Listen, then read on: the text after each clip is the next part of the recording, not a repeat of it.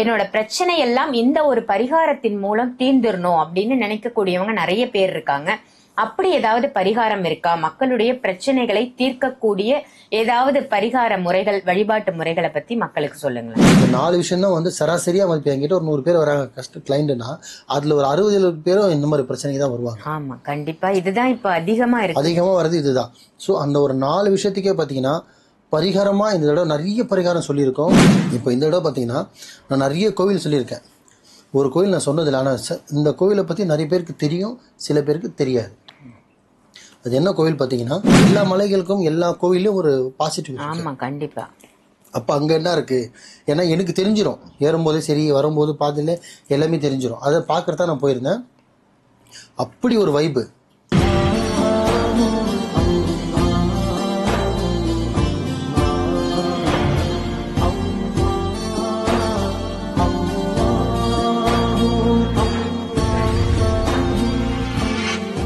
மர்ஜன்ம நேயர்கள் அனைவருக்கும் அன்பான வணக்கங்கள். புழல் காவாங்கரை MM டவர்ஸ்ல இருக்கக்கூடிய மாலிக் குருஜி அவர்களை தான் சந்திக்க வந்திருக்கோம்.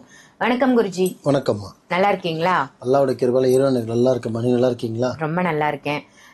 தினம் தினம் அற்புதமான தகவல்கள், அற்புதமான பதிவுகளை மக்களுக்காக நீங்க கொடுத்துட்டு வரீங்க. அந்த வகையில இன்னைக்கான தலைப்பு என்ன அப்படின்னா, ஒவ்வொரு மனுஷனா பிறந்த எல்லாருக்குமே ஒவ்வொருத்தருக்கும் ஒவ்வொரு விதமான பிரச்சனைகள் இருக்கு. பிரச்சனைகள் இல்லாத மனிதர்களே கிடையாது. என்னோட பிரச்சனை எல்லாம் இந்த ஒரு பரிகாரத்தின் மூலம் தீர்ந்துடணும் அப்படின்னு நினைக்கக்கூடியவங்க நிறைய பேர் இருக்காங்க. அப்படி ஏதாவது பரிகாரம் இருக்கா? மக்களுடைய பிரச்சனைகளை தீர்க்கக்கூடிய ஏதாவது பரிகார முறைகள், வழிபாட்டு முறைகளை பத்தி மக்களுக்கு சொல்லுங்களேன். நல்லா கேட்டீங்க. பிரச்சனை இல்லாத மனுஷனே இல்லைம்மா. பிரச்சனை இல்லைன்னா மனுஷனே இல்லை. முதல்ல யாருக்கு தான் பிரச்சனை இல்லை சொல்லுங்க? 5 வயசு குழந்தையிலேருந்து நாளைக்கு மரணத்தில் ஆகிற ஒரு மனுஷனுக்கு வரையும் பிரச்சனை இருக்குது. உடலாலையும் பிரச்சனை இருக்குது, மனதாலையும் பிரச்சனை இருக்குது, தொழிலாலையும் பிரச்சனை இருக்குது, கணவனுடைய பிரச்சனை இருக்குது, சில பேர் குழந்தை இல்லாத பிரச்சனை. ஒருத்தருக்கு ஒரு வீட்டுக்கு வாசப்படி மாதிரி வீட்டுக்கு பிரச்சனைகள் இருக்குது. ஆனால் இந்த எல்லா பிரச்சனைக்கும் ஒரே பரிகாரம் சரி வருமானு கேட்டால் ஆகாது. ஆனால் நம்ம வைக்கிற நம்பிக்கைன்றது பார்த்திங்கன்னா, அந்த நம்பிக்கை வந்து ஒரு எக்ஸாம்பிள். இப்போ ஒரு கோயிலுக்கு போகிறோம், இது மெயினான விஷயம் மக்களுக்கு நான் இது ஒன்று சொல்லணும். நம்ம ஆளுங்கிட்ட என்னென்னா, 7 வாரம் கோயிலுக்கு போக சொன்னால் 7 வாரம் கோயிலுக்கு போய் 8வது வாரத்தில் அந்த விஷயத்த நடந்துடணும், 8வது வாரமாக அந்த விஷயம் முடிஞ்சிடணும் அப்படின்ற ஆசை வைக்கிறாங்க. தயவு செஞ்சு அப்படி ஒரு விஷயம் பேஸ் பண்ணி போகாதீங்க. அது எந்த கோயிலுக்கு போகிறீங்களோ, தர்காவுக்கு போகிறீங்களோ, எங்கே சிவன் கோயிலுக்கு போகிறீங்களோ, பெருமாள் கோயில் போகிறீங்களோ, ஆனால் கண்ணு மூடி நாட்கள் எண்ணாமல், வாரம் எண்ணாமல், மாதம் எண்ணாமல் நீங்கள் பாட்டுக்கு போயிட்டே இருந்தீங்கன்னா கண்டிப்பாக அதான பலன் உண்டு. ஆனால் நம்ம ஆளுங்கிட்ட என்னென்னா, அந்த சாமியார் 7 வாரம் தான் போக சொன்னார், இந்த பாய் 7 வாரம் தான் போக சொன்னார், இந்த பூசாரிகிட்ட போனால் அந்த பூசாரி 5 வாரம் தான் விளக்கு போட சொன்னார். இந்த நாட்கள் என்ற விஷயமே தெய்வத்துக்கிட்ட ஆகாது. நம்ம நாடி போக போக போக நம்ம மலை எவ்வளோ பெரிய விஷயமா இருந்தாலும் நம்மளை பனி மாதிரி கரைஞ்சிரும். அதை முதல்ல ஒரு கடைப்பிடிங்க. இப்போது நீங்கள் கேட்ட விஷயத்துக்கு அனைத்து பிரச்சனைக்கும் பார்த்தீங்கன்னா, நம்மளுக்கு மனுஷனாக பிறந்த பிரச்சனை ஒன்று இருக்குது. ஆனால் எனக்கு முக்கியமான பிரச்சனை பார்த்தீங்கன்னா, இங்கே 4 விஷயம் தான். சராசரி மனிதனுக்கு ஒரு 4 விஷயம் மட்டும்தான் தினைக்கும் வரும். என்னென்னு பார்த்தீங்கன்னா, 1 உடல்நிலை பிரச்சனை ஒன்று வரும், 2வது குடும்பத்தில் பிரச்சனை வரும், 2 3வது குழந்தை இல்லை அப்படின்ற பிரச்சனை. வீட்டுக்கு நிறைய வீட்டில் அந்த பிரச்சனை இருக்குது. 3 4வது திருமணமாகாத பெண்கள்.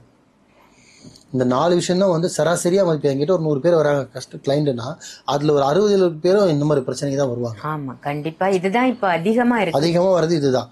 ஸோ அந்த ஒரு 4 விஷயத்துக்கே பார்த்தீங்கன்னா பரிகாரமாக இந்த தடவை நிறைய பரிகாரம் சொல்லியிருக்கோம். நிறைய பரிகாரம் சொல்லியிருக்கோம்.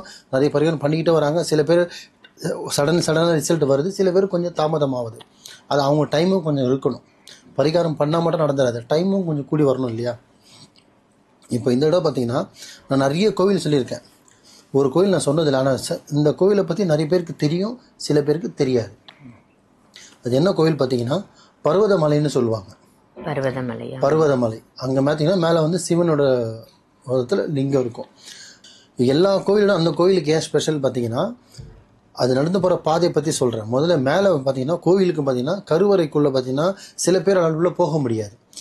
உள்ள ஐயர் இருப்பாங்க, அந்த கோயில் நிர்வாகி இருப்பாங்க, அவங்க தான் அது உள்ளே போவாங்க. ஆனால் இந்த கோவிலில் பார்த்தீங்கன்னா லிங்க வடிவம் பார்த்தீங்கன்னா, லிங்கமே பார்த்தீங்கன்னா மலைக்கு கீழே தான் இருக்கும். நம்மளே போயிட்டு லிங்கத்துக்கு பக்கத்துலேயே உட்காந்து நம்மளே விபூதி வாங்கி போட்டுட்டு நம்மளே வழிபாடு பண்ணிட்டு நம்மளே சாமிக்கு நம்மளே தியானத்தில் உட்காந்து நம்மளே வச்சுக்கிட்டு வந்துடலாம். நம்ம கையாலேயே நம்ம அபிஷேகம் பண்ணலாம். திருநூர்ல தான் அவருக்கு அபிஷேகமே. மலையில இறங்கும் போது எல்லார் உடம்புலயும் அவ்வளோ திருநூறு ஓடிட்டு வருவாங்க. நெத்திலையும் உடம்புலையும் வயிற்று வலி என்னென்ன பிரச்சனைக்கு போகிறாங்களோ அந்த திருநூறு தான் அங்களோட மருந்தே.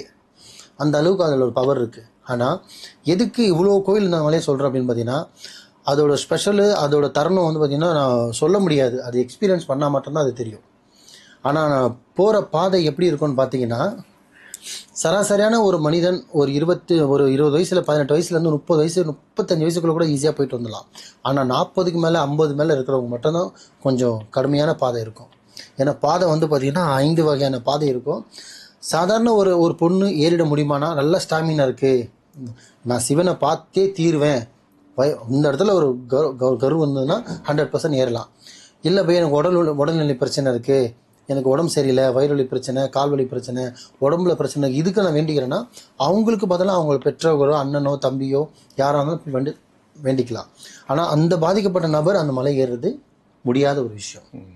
முக்கியமாக 4 விஷயத்துக்கு வேண்டிக்கலாமா, எல்லாத்துக்கும் வேண்டலாம். ஒரு சிவனை பொறுத்தவரையும் பார்த்தீங்கன்னா எல்லாமே வேண்டலாம். ஆனால் முக்கியமாக இந்த 4 விஷயத்துக்கு நீங்கள் வேண்டி பாருங்கள். ஏன்னா அந்த பாதை அந்த மாதிரி இருக்குமா, ரொம்ப கடுமையான பாதை. 4 விஷயம்தான். ஒன்று, அக்காக்கோ தங்கச்சியோ அண்ணனோ தம்பியோ திருமணம் ஆகலையா, மனசார வேண்டிக்கிங்க. குழந்தை நிற்கலையா, வேண்டிக்கிங்க. உடல்நிலை பிரச்சனை பல வருஷமாக அவஸ்தப்படுறீங்களா, செய்வனால பாதிக்கப்படுறீங்களா, வேண்டிக்கிங்க. 3.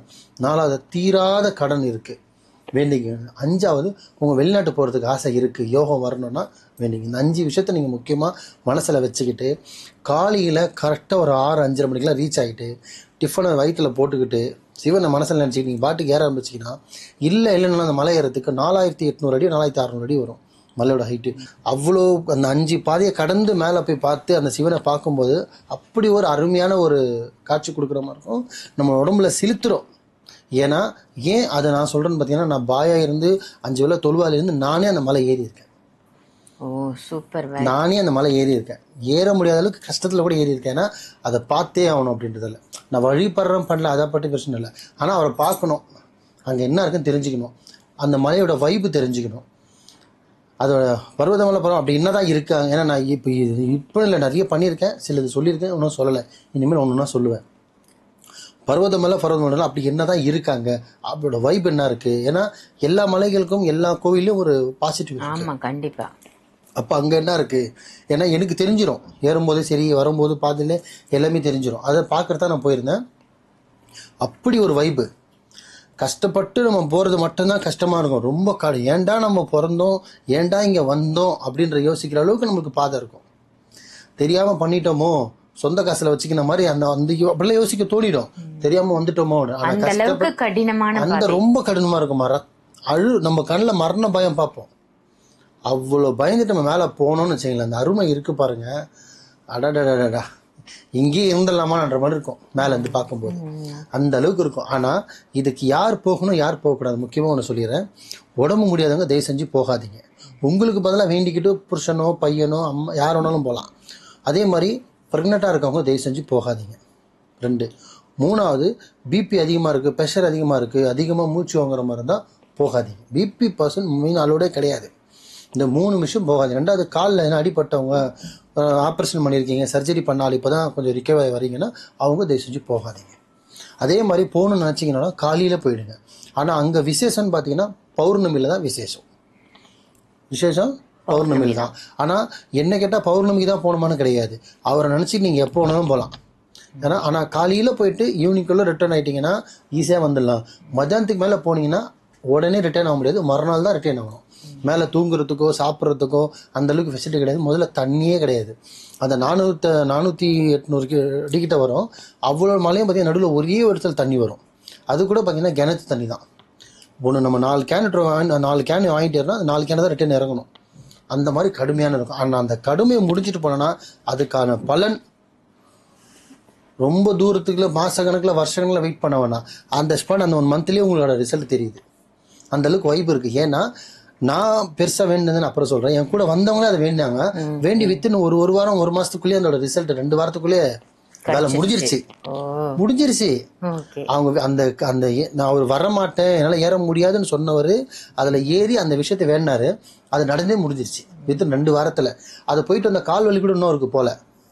இப்போ அந்த சந்தோஷத்துல ஒரு வழி போயிடுச்சு. அந்த அளவுக்கு அங்கே வைப்பு இருக்குது. ஸோ உங்களுக்கு மனசில் பிரச்சனை இருக்குது, இந்த மாதிரி உங்கள் ஃபேமிலியில் பிரச்சனை இருக்குது, தீராத கடன் இருக்குது, நான் எவ்வளோ பரிகாரம் பண்ணி பார்த்துட்டேன், எவ்வளோ கோயிலுக்கு போயிருக்கேன்னா இங்கேயும் ஒரு சிவன் மேலே பாரத்தை போட்டு படச்சைக்கிறவன் மேலே பாரத்தை போட்டு ஒரு நம்பிக்கையோட, ஆனால் பயணம் திருப்பி திருப்பி சொல்ற மிகவும் கடுமையா இருக்கும்.